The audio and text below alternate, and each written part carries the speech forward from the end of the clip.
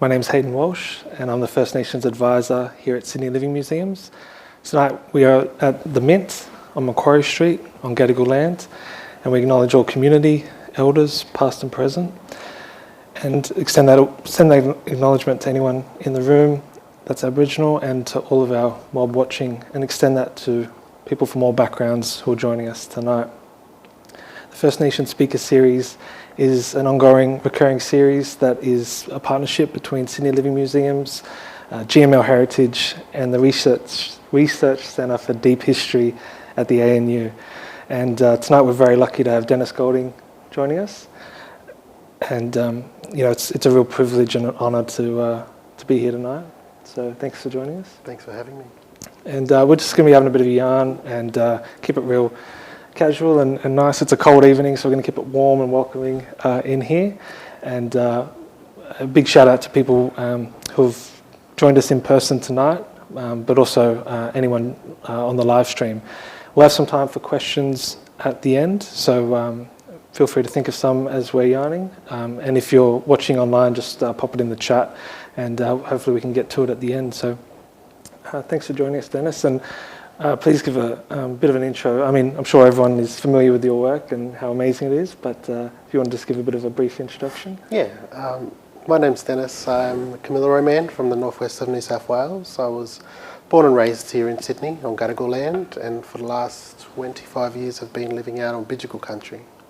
Yeah, I'm an artist, I'm a collaborator and a curator, so I tend to work in a number of mediums, including photography, painting, installation, and often my work creates empowering representations of Indigenous cultural identity.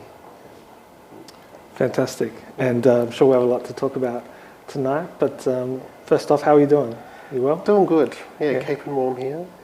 And we're sort of, I don't want to jinx it, but we're sort of out of that COVID couple of years. Are you starting to enter this new space with more work, more projects? More work, more opportunities, and more ways to connect with a lot of people as well. I think during COVID we've really been limited to, physically be in contact with people, and especially in the gallery spaces where a lot of our interest and a lot of our passion is, shown in these events and exhibitions, that we're given opportunities now to come back to reality and connect again with people.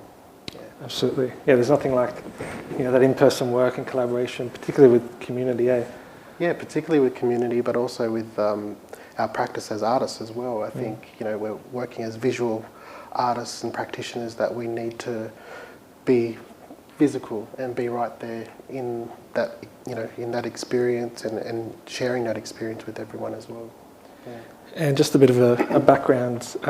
We know each other, not too well, but I'm looking forward to getting to know you more tonight. But we did meet about a year or so ago, doing some work together, and also came and visited you at your studio, which is really great. The studio. So down in Carriageworks in the clothing store. I think you came down with your colleague Sammy. Yeah, that's right. And Tess Alice as well. So it was great connecting with you then and talking to you about the work that was acquired here at Sydney Living Museums. And it was just really good to see you and Sammy coming in and hearing about your roles here at the organisation here too, just to make that connection, but also helping you guys to connect. Yeah, it was really special, and it was a real privilege to be there. And I guess how do you find that studio space? I mean, you seemed to love it when we were there, but I love the studio space. I've always needed a space to create. I think we all need that as practitioners, as writers, as artists and curators, to have a space where we can really think critically about our work, what we can develop next in the next development as we keep progressing. But yeah, it's the same kind of experience I have from art school. So I went to art school, UNSW Art and Design. I first studied there from 2014 in a Bachelor of Fine Arts honours. And what I love and what I remember about art school was the studio, and it was where we had a cohort of students, our peers. We connected in so many ways, where we invited other students and peers to come in and give a cold read of our artworks and just have that connection and social gathering as well in studios, which I think everyone can really, appreciate and, experience that. It's a really strong and great experience having that studio space, a place to think and experiment. Yeah. And were you locked out of entering there at any point through the couple of years, or were you always able to go in there? Yeah, well, February last year was when we first moved in. So I share the studio space with my collaborator, artist Carmen Glenbraun. And so together as our collective, we named our duo Rewrite, centering on storytelling from First Nations perspectives. And we use the space in a number of ways to invite people to come in for conversations, to develop ideas and programs that we can start collaborating in. But during the COVID lockdown, we tried to limit, physical contact. So one by one, we each went in, and there's a number of other artists as well, about 12 to 15, who share that space too. So we didn't go in there as much during the lockdowns, but we're very lucky to still have that space open to us. Yeah, it's very beautiful. And in terms of connecting with other artists, whether that's culturally or just more broadly in the sector, how important is that for you? Do you find that you need a lot of that interaction, or just occasionally? Yeah, definitely. I feel like it's a part of my practice and everyone's practice as an artist and collaborator, is that you need to have engagement with people and have these conversations, some that are really hard to even speak of. When we are thinking about truthful storytelling, we always find those opportunities where we need to collaborate with others, whether we're engaging in a writer or a curator to invite them to talk about our work as an artist. Really just creating that space as a very strong relationship building. And someone referenced my practice using the words relational aesthetics, and that basically talks about how the relationships that you build with curators and artists is a very important part of a practice and development in your career. Yeah. And when you were we're going to wind back the clock a little bit. Yeah. Sort of starting out in your career and your journey. Did you find that those connections came quite naturally, or did you sometimes reach out to people and it was a little bit hard to get that yarn started? Yeah, art school was a really great way to have those opportunities where we already had a strong cohort at art school. And in the studios, we really practiced those type of things of how can we work as curators. So we kind of were, put into different clusters and having a different experience. So you're a student, you're coming in wanting to be an artist, but we really took on other roles of the curator and a marketer, but also as a writer as well. So I think that's how we really collaborated on those opportunities to swap our positions in what we do in the arts. And it was really good because I felt that I could already bring that knowledge and skills that I've learnt, because I also work as a graphic designer, and I've always looked at ways to connect with community and with organisations. So yeah, it's always been a great experience just learning how we can keep developing and collaborating together. Yeah. And you talked about being a student and wanting to be an artist and get into that space, but was there ever a time where you had to take on other jobs, something completely out of the art sort of world, to sort of fuel your dream, or did the dominoes start falling down pretty quick? No, I think it's your experience of what you bring to your practice. I went to art school, but before art school I was working at UNSW, and I was working at the Aboriginal Programs Unit, so they're called Nirigili. Straight after high school is when I actually started a traineeship there in business administration. While I was working there, I was in the student services department supporting students with offerings tutoring opportunities. But while working there, I was very interested in, graphic design, and so I got a couple of gigs working in graphic design at uni, where I could, create invitations for their events and things like that. And that's how I started to become really interested in graphic design and the creative arts, to actually pursue a career in that as well. Yeah. And was there ever a point where, there was some big challenges, maybe did you get close to giving up at any point, or were you quite able to just get through all of those challenges pretty easy? I think I looked for support, and mentors is a very important thing when we are thinking about other, our challenges and thinking about what we need to have around us and the support that we need. So I never gave up on it. I knew what I wanted, and what I wanted was to be an artist and to collaborate, and that's why I left uni, left my workplace there, because I knew it was time for me to go to art school and do my professional training in art, so I can actually, pursue a career as an artist. And I think I've always had that drive, and it's the people around me as well. Even from as a child, I always looked at my mum. She always painted.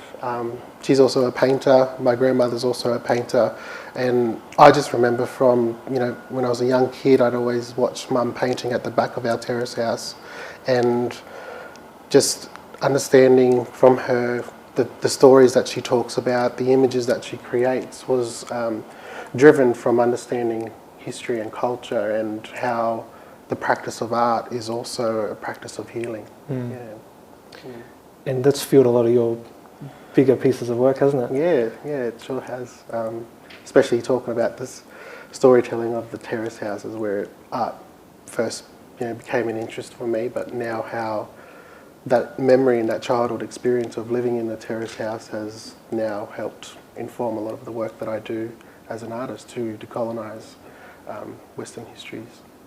And just wanted to ask you as well, you said you had obviously a great support network, and obviously very talented and supportive family, but did you ever have anyone, whether it was friends or wider family, or even just people in your field, did anyone ever sort of say anything that discouraged you, or was it always pretty smooth? Not to discourage, but I guess encouraging me to actually pursue other ideas and to experiment. And I remember back in art school, someone said to me, when I was in my first year, I remember,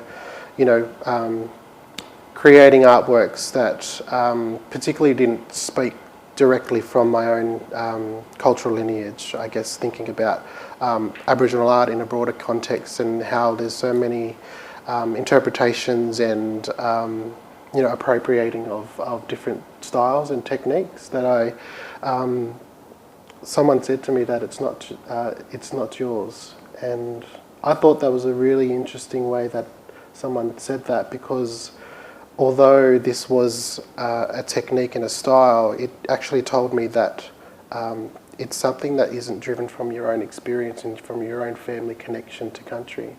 And then I started thinking about contemporary art in a context that speaks about my history and connection to country. That very moment, I remember back in art school, was a strong learning for me, a lesson that really taught me how I could expand, and how I could not be limited to a certain style or a technique, that I could be encouraged to really speak from my own perspective and from my own family's history about what contemporary art is. Yeah, I remember being at the studio and just seeing certain things that you were at different stages with, and the diversity in its range was really amazing. And I guess I just wanted to ask about growing up on the block and in Redfern and in those times, and you touched on it already, but how powerful that was in shaping you as an individual and also as an artist. It's shaped many ways of my practice, and also the stories that I like to tell from my own history. So I guess speaking about that history as well, my family moved from their traditional land. So my dad's family from Kamilaroi, the northwest of New South Wales, and my mother's country is the north coast on Biribai country in Taree. And so back in the 70s, just when Redfern started to emerge as an urban Aboriginal community, this is when my family and many Aboriginal families moved into this community because it was for affordable housing. This place was also the birthplace of Aboriginal civil rights movements, which established the Aboriginal Legal Service, the Aboriginal Medical Service and childcare. And there was great support for Aboriginal families, and so this is our storytelling of how our families moved from their traditional lands to an urban city to live and have opportunity for work and education. So I reference that in my work, and then I start to talk about the way our community has lived. And the latest work, which is titled Cast In, Cast Out, really speaks to that experience of living in the terrace houses. So I guess from my own perspective and from childhood memory, I'm looking at the architecture of these terrace houses and what they mean when Aboriginal families are moving into these houses.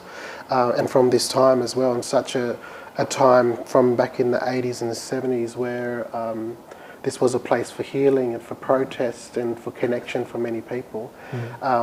How could I start to create a narrative through the houses that we once lived in? And so I became very interested probably about 2-3 years ago when I started to think about the architecture and the design of these houses through the lace panels.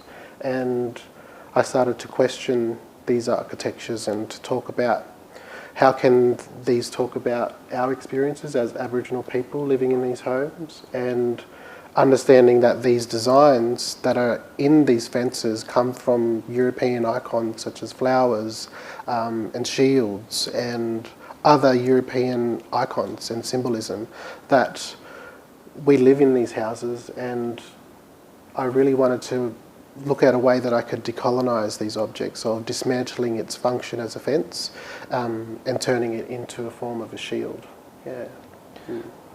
And I've heard you mention about the more modern experience of that area and the gentrification that's going on.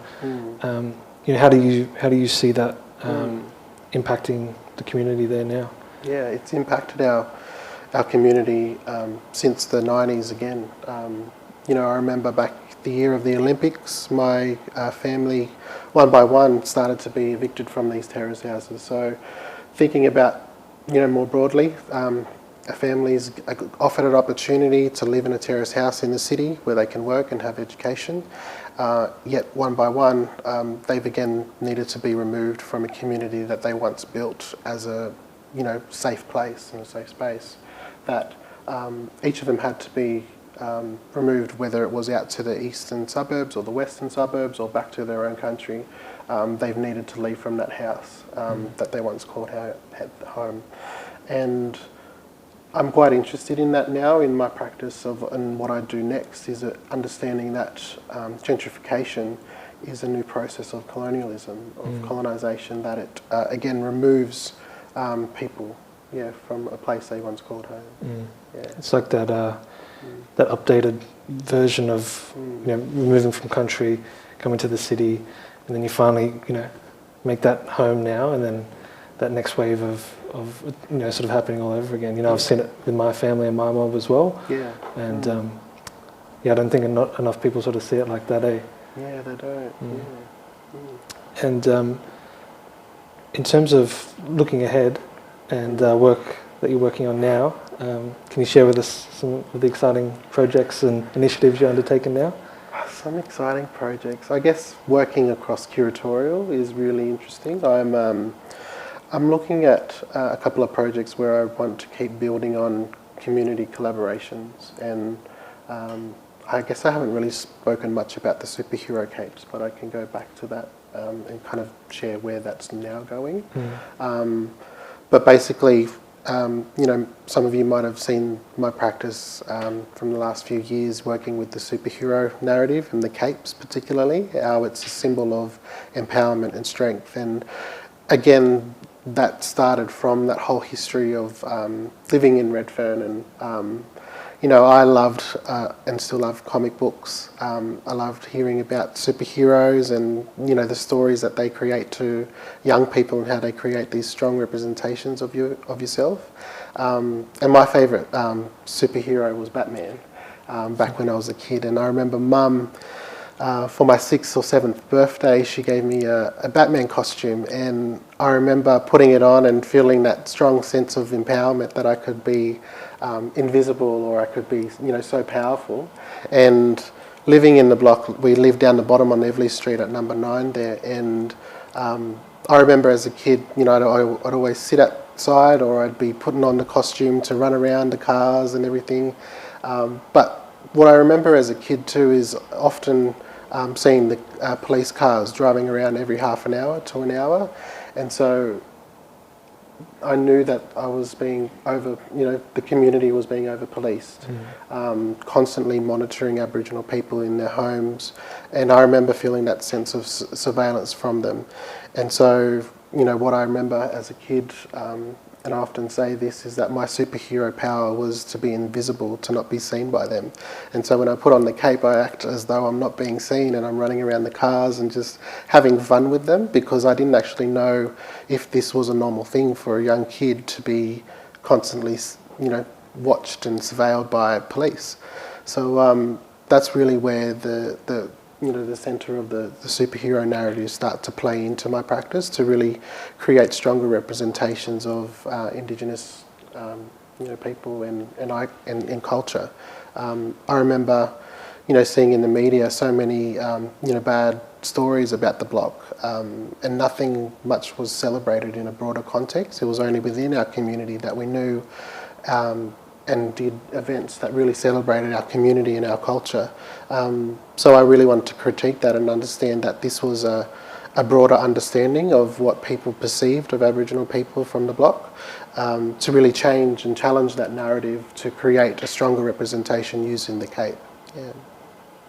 Absolutely love it. It's fantastic, and I've been hearing about so many great workshops you've been running, in community, across New South Wales, yeah. and the feedback's been really phenomenal. Yeah. What have you most enjoyed about running these workshops and these experiences? I know a lot of it's is it all for young people, or have you got some for the older crowd? No, it's for anyone really. Beautiful. Last week we actually did a workshop with some elders fantastic. from Wellington, out in regional New South Wales there. But the Capes have been a really, really successful project by offering that, not just for myself within my own practice, but being able to collaborate with so many people of all generations, and especially to kids, because it speaks so much about feeling that sense of empowerment. And I did a collaboration during my residency with Solid Ground, which is a partnership between Carriageworks and Blacktown Arts.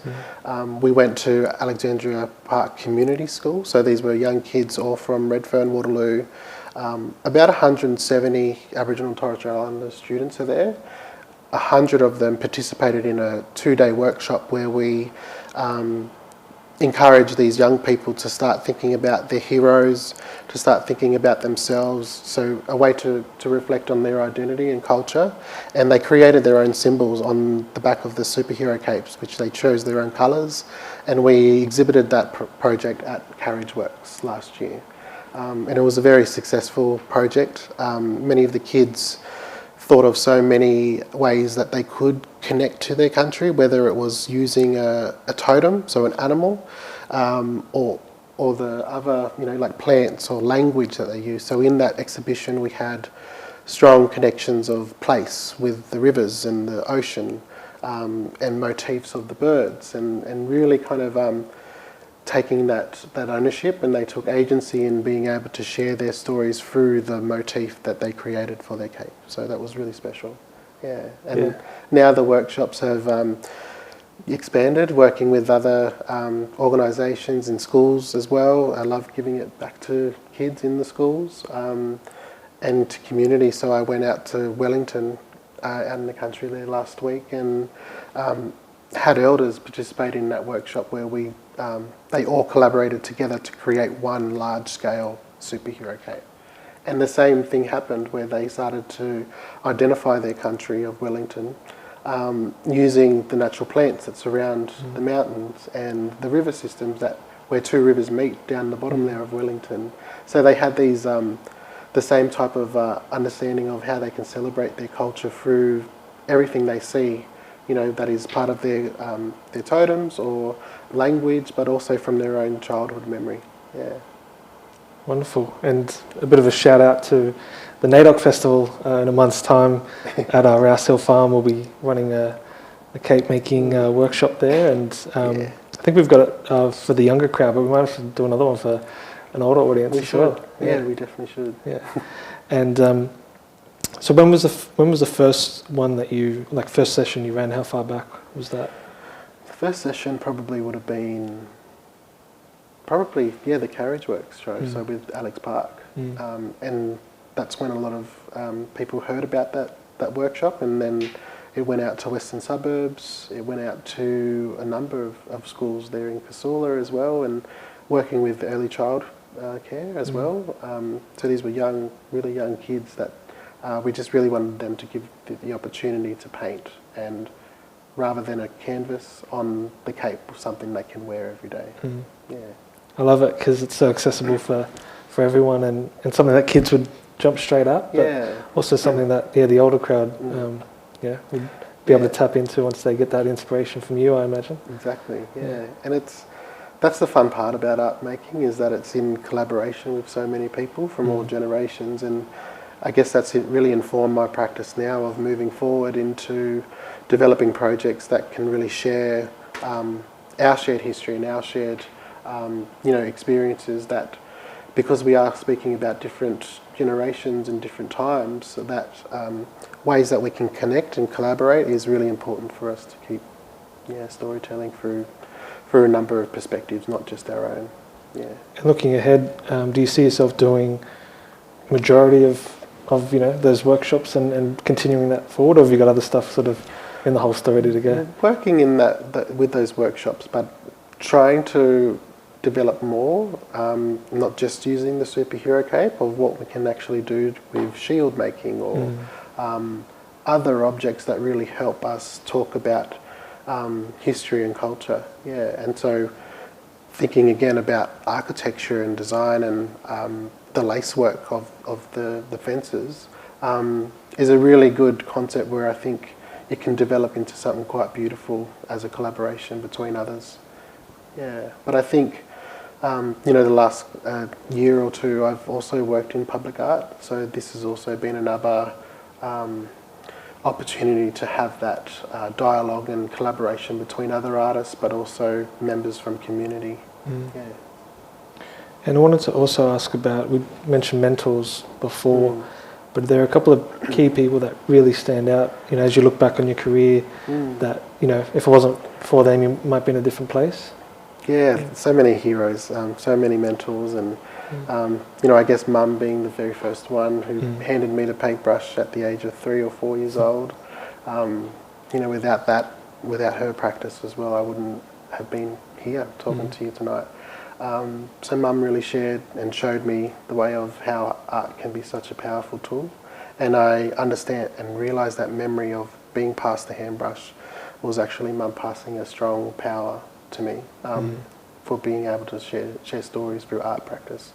And then in art school, I remember Tess Alice, she's a curator. She was my art mum as well. I like to mention her as my art mum back at art school. Really, having a lot of opportunities to work with her professionally as well. So I also did my professional experience program with Tess.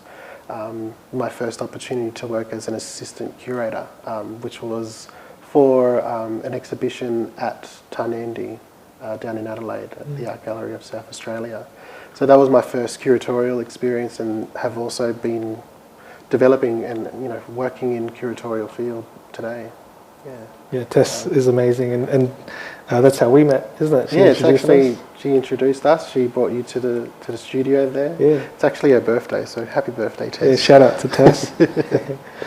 And in terms of your work in the sector and collaborating or meeting or just talking with museums and galleries and all places like that, what have you seen that works really well? And what have you seen that, people, organisations really need to work on?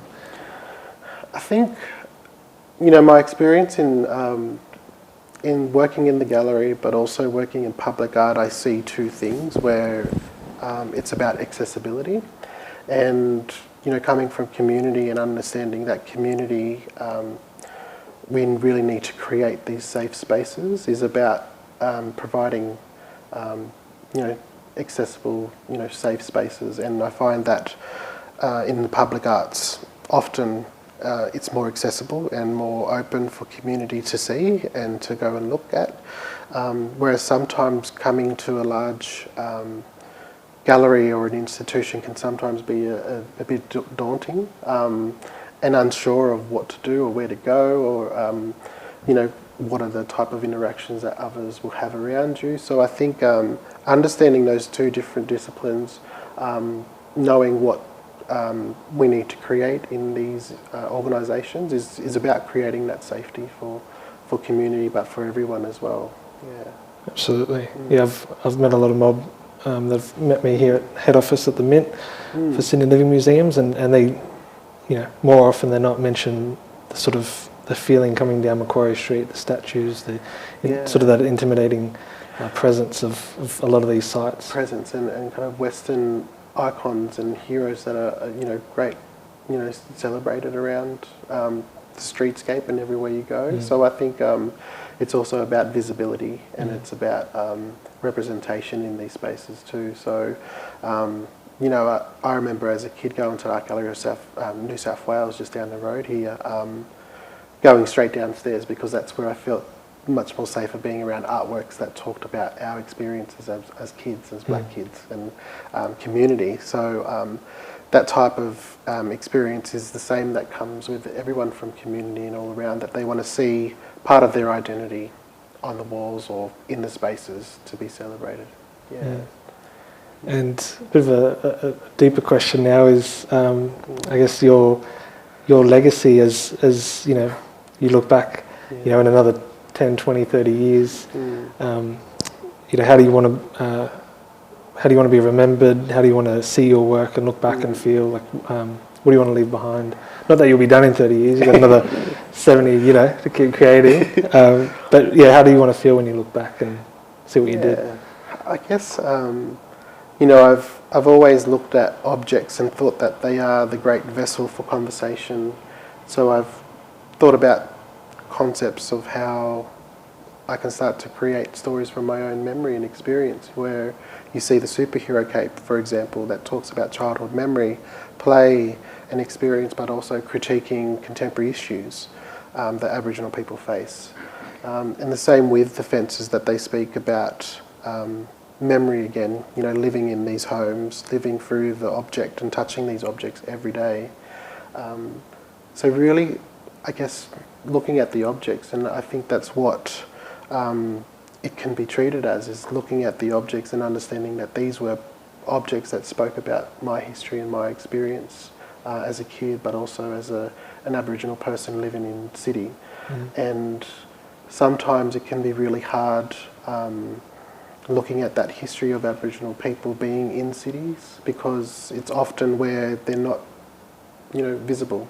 And that's an interesting question in itself, of why there's so many, that you don't see many Aboriginal people in the cities, but, there's a greater population of Aboriginal people in Western Sydney. So understanding the demographic is really interesting, but how can I leave a legacy is about needing to speak about these truths through these objects that can be strong concepts to talk about contemporary art as well. And I think we might see if there's any questions from the audience. Otherwise we can keep going all night, which I'm happy to do. But does anyone have any questions, or if you're watching online, feel free to type it in or send it in. I'll be able to see it here on the iPad. I guess another thing we can talk about is some of the great awards and fellowships and things like that. From the time we've spent together, I don't think that's your ultimate goal and driver, but it is nice to be recognised on those levels as well. Hey. Yeah. Like in art school, I started just applying for art prizes. There's Campbelltown Arts Centre, who do the Fisher's Ghost Art Award every year, and so I think the first Aboriginal Art Award I won there back in 2018 and 2019. Back to back. Very nice. It was a really good run there. But I applied for the New South Wales Visual Arts Fellowship back in 2020, with Create New South Wales, and was lucky to be the recipient for that award. And that the result of that exhibition was the work that's now collected here at Sydney Living Museums, which is titled Cast In, Cast Out. So I'd have to say that's one of my proudest works, because it really is the development of a new practice, and developing further from the superhero capes is that I started to establish a new narrative using another object to talk about these conversations of home and cultural identity. Yeah. Fantastic. And I've got a couple of questions here from our online audience. First one is, what does this year's Reconciliation Week theme, Be Brave, Make Change, mean to you? Yeah, I think the capes really speak all to that. Definitely. Be brave, make change is really about taking that self-determination to be able to share stories from your own perspective and really make those connections with Indigenous and non-Indigenous people to have that conversation in a much bigger context. Yeah, and ties in beautifully with the Nadoc theme as well. So you're hitting all the marks. The next one is, I really appreciated the conversation about mentors and mentorships. Are there people you now mentor? Yeah, there's. I've actually been very open to having those opportunities. I actually had an intern from UTS. Oh yeah. My friend actually connected us together where, the intern really wanted to just support and be a great help around the studio. So, I gave Jane a couple of opportunities. Working in photography and working in different mediums has been another way to share how you can work as an artist. So I always am open to that opportunity to give mentors, and I think that's why I love doing the workshops, is that it is giving a bit of my knowledge and what I've learnt through art school and growing up to give it back to young people as well. Yeah.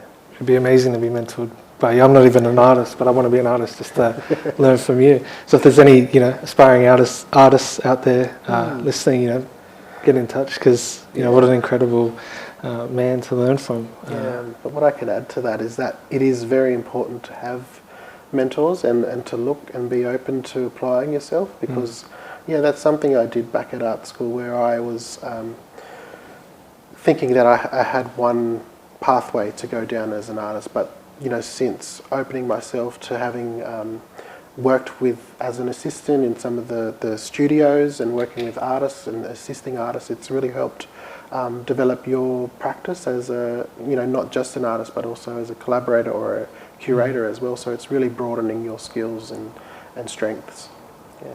Absolutely. Yeah, I think the diversification in the ways that you can have that career is something really powerful, because I think for someone who maybe hasn't had that success early on, they could maybe start to feel like the walls are closing in a bit, but through your mentors you've had that expansive view, which is... You do, next one is right on the same subject, but just for emerging artists as they navigate into that professional world. Do you have any particular advice for them, particularly if they're of a culturally diverse background and trying to navigate that space? I think as you're a student or an emerging artist, I think what I started to do actually, and I started to reflect back on it just the other week, but I started to do a word bubble and put myself in the middle, and then add all these other words around that really talked about what I do as an artist and how I talk about certain stories and what type of mediums I use. So everything that kind of talked about myself as a practitioner and what I really love doing as well. So I think it's about really understanding what you do as an artist and what you want to do, whether it's exhibiting only in the gallery space. How can you, what are the type of skills that you need to be able to have to be working and having your work up on the walls in a gallery? I think it's important to understand, by not just as an artist to create the artwork and give it to the curator or give it to the gallery, but think about those processes as well of what happens when you're having a conversation with the curator. Curators really want to know you and know your practice and want to build that relationship that They really want a clear idea of who you are. And I think if you've started to build a strong concept and development in your practice as an emerging artist, curators and the galleries will see you, and they'll see your work and what it does and how it speaks about contemporary issues. And that's a really important thing too, that it is speaking about your contemporary experience and memory. Yeah. Fantastic. Another question here. You mentioned the impact that architecture, particularly terrace houses, has had on your work. Are there other architecture styles that you're interested in exploring further in future work? I definitely want to keep exploring, and I want to travel.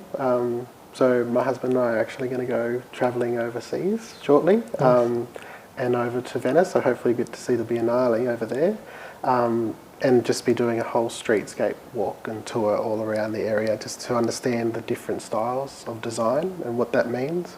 And I'm very excited about that, and how that can start to inform ideas for future work. So I'm really looking forward to this trip. And when do you go? Hopefully, in August we actually are. Fantastic. Travel definitely broadens the mind, but I imagine it's sort of tenfold as an artist and a creative. You're seeing all these different things to inspire your work. Because I've done a lot of street walking around here in the terrace streets, around Surrey Hills, Redfern, and it's been funny and it's been good. It's pretty strange if you see someone just looking up at your balcony. But I really want to go out to, out of Sydney into other cities and just really understand what the identities of through those objects and through architecture is, and what they actually talk to in terms of heritage and place. But also, when coming into these cities, how do cities actually give a First Nations voice? That's a really good question that I'd like to explore. And will this be one of your first trips? Or have you done? And for work, so I'd really love to go for the purpose of, of course a holiday, but really take it as a great opportunity to develop more ideas. Keep some of those receipts, tax a little bit, deductible. But I think it'll be great, and the work you've done just locally has been phenomenal. I'm so excited to see, what you come back with and where your mind takes you. Next question is, hello Dennis, thanks for sharing your story with us. What advice would you give to your younger self as an emerging artist? So I guess we've touched on it, but I guess more for if you could go back in time and have a yarn to a younger you. I think I guess I know myself as an overthinker and constantly thinking here and from all places. And I even remember that back at art school of putting so many things up on the wall just to start creating narratives, and there was too much. And someone came in, I think I had a tutor at that time, saying this was great, this was good, I know where you're coming from in terms of the objects that you're presenting together. Sometimes it's just about trimming down a lot of things, because I think you get excited when you are given opportunities for your first exhibition or to enter your work into an art prize. I think really make things more simple to really speak strongly, and I think the same way comes when you're writing an essay, for example. Sometimes I really need to have a lot more time in writing, because I throw a lot of ideas out there and I throw everything in and try to make things make sense, but it's all there, it just needs to be trimmed down a lot more. So just thinking about making it simpler for yourself. And this is just a question for me, but we talked about all the different styles of work you've done in different areas. Is there an art form or a different area that you really want to explore that you haven't yet? I definitely want to work with clay, ceramics. Clay, That's definitely. So my partner and I have just moved recently to Botany now. We were in Little Bay before, but just down the road there's Claypool, so it's a ceramic studio. So I'm excited to go in there and start making more ceramic work. And I think it's a good way to expand from the sculptures that are used for the cast in, cast out work. That was epoxy resin, but again, thinking about that whole idea of dismantling the fence, now it's about not creating the fence, but how can these objects start to form into different objects? And that's where I feel that ceramics can be a good way to start making a pot, for example, just to experiment with and see how that looks as an object itself. Yeah. And looking more broadly in the sector across the country, what sort of shifts have you seen, throughout your career, but particularly over the last sort of 5 to 10 years? Because I've seen quite a few myself. I'm wondering, in your area of work, what you've seen, culturally, how Australia in general is starting to view, our culture. Yeah, I think the last 2 years has been a big challenge for us all, and it's made us think in many different ways. And I think even in COVID, that's when I started developing the whole concept of the lace fences and what they mean in terms of place and ownership. I think it's always about challenging yourself to be able to think about what's the issues that are happening today, whether they are border controls, whether they are racism that exists in this space and protests and everything that's been out there that people have had to as activism. I think that's a way for me to start thinking about that and what are the contemporary issues that we face today, but all from different aspects, whether they're online, social media, for example, or in the institution. Working in the institution is an interesting field too. So I think there's many things that have really shifted our ideas and how we behave in public as well, but also how we live. Yeah. So I'm very interested to keep developing more ideas about that. Fantastic. And do we have any questions from our lovely audience this evening? Don't be shy. Oh, Jackie. I'm not very good at articulating questions, but thank you, Dennis. As you're speaking about these objects, but I guess also symbolic meaning of material things, and I'm finding you're talking about the fence, cast in, cast out, and that idea of a fence being a barrier, sort of separating the inside world and the outside world. And then tonight, as you're speaking about the cape and that idea of having a different person, like I guess being invisible, but then also on the inside, but on the outside, highly visible. And then the shield is the same thing. So you can the cloak, which of course has a very long history. Yeah. For Indigenous Australians as well. So that idea of self-protecting, but also self-projecting. Is that sort of? Yeah, I think. Is it a tension, or is it two sides of everybody's personality, that inside and outside? Yeah, exactly. And I started to think about, those two concepts of the capes and the shields, whether they start to connect in a way, and they actually do. When we are creating a superhero narrative, for example, with the capes, you've got the superhero figure there, and often in my work, photographic work of the superhero capes, I've always shot from behind to show the Aboriginal figure draped in a superhero cape who's looking across the seascape or a landscape. And there are those three elements there that you can see. So you're never kind of confronted through the superhero series with the front of the body. And that's why I thought it was a good way to introduce a portrait of myself with the shield right in front of me, that it's kind of speaking about these different perspectives of how I'm seen from behind, but also how I'm confronted with someone directly. So through the photograph, as a viewer coming into a gallery or an online platform, to actually see and be confronted with the figure is a really good question as well, of why I choose to look at the camera into the lens. And it's about that character, that you do feel strong and you do feel a sense of empowerment with the objects that you use, because the objects are talking about your memory and your experience, and particularly from my own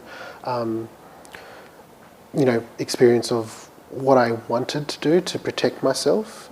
So then it became something that I wasn't fenced out from, it became something that became my own object. And Sebastian Goldsbink, who curated my recent work at the Adelaide Biennial, was talking about the work and how they become Aboriginal architecture, that it becomes part of our own experience and ownership of the objects, that it's something that can be confronted, from the front, but speaking so strongly from our perspectives of what this has done to us historically. Yeah. Mm. Yeah.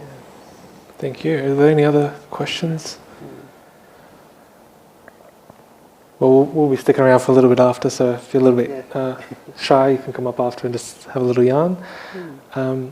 Thanks so much for joining us this evening. It's been incredible to learn more about your work and your life, and I'm looking forward to working with you, as we go into the future. And I mentioned we'll be working together on the Nadoc Festival next month, but I'm sure there'll be a lot of other things down the track. And it's a real privilege for me to have this time with you, and it's one of the favourite things about my work is meeting people like yourself. Thanks, Hayden. Thanks for having me. Thank you, and thanks everyone. Yeah.